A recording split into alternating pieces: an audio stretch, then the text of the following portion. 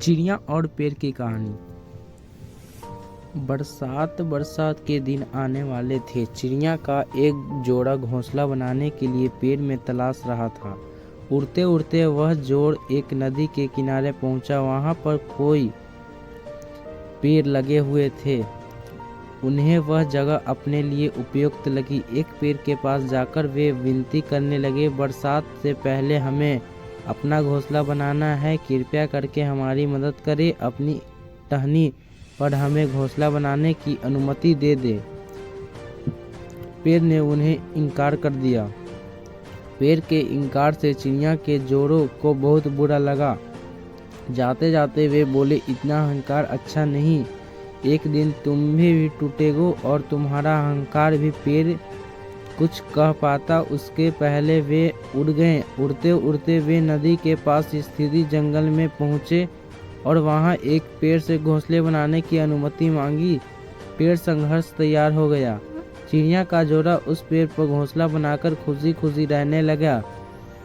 बरसात का मौसम आ गया, लेकिन अब वे दोनों अपने घोंसले में सुरक्षित थे। एक दिन आंधी तूफान के साथ घनघोर बरसात हुई और वह पेड़ टूटकर गिर गया, जिसने चिड़िया के जोड़ों को अपनी शाखाओं पर घोंसले बनाने की अनुमति नहीं दे दी थी। बुद्धिमान तोते की कहानी तुम थमा और बरसात बंद हुई तो चिड़िया जोड़ा नदी के पास पहुंचा। वहां उन्होंने उस पेड़ को नदी की तेज धार में बहते देखा। वे दोनों बहुत खुश हुए और पेड़ से बोले, हमने कहा था ना कि एक दिन तुम भी टूटेगो और तुम्हारा अहंकार, आज वो दिन आ गया।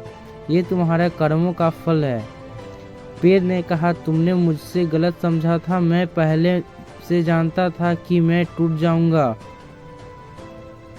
मेरी जड़ें मिट्टी के साथ छोड़ रही थी और शाखाएं कमजोर हो गई थी, इसलिए मैं उस दिन तुम्हें इनकार कर दिया।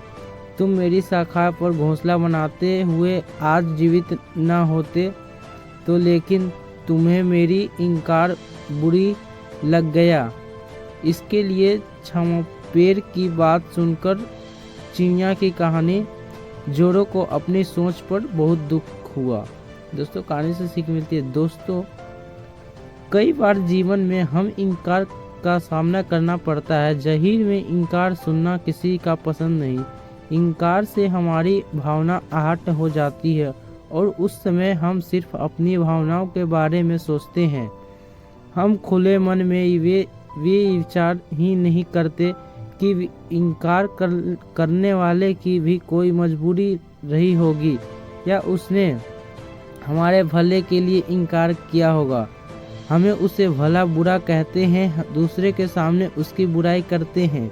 क्या एक ना भी हम सकारात्मक तरीके से नहीं ले सकते? अब से जब भी कोई ना कही तो उसे दिला से लाएंगे। उसका बुरा न मानो। हो सकता किसी की एक ना आपको बहुत बड़ी मुसीबत से बचा रही हो।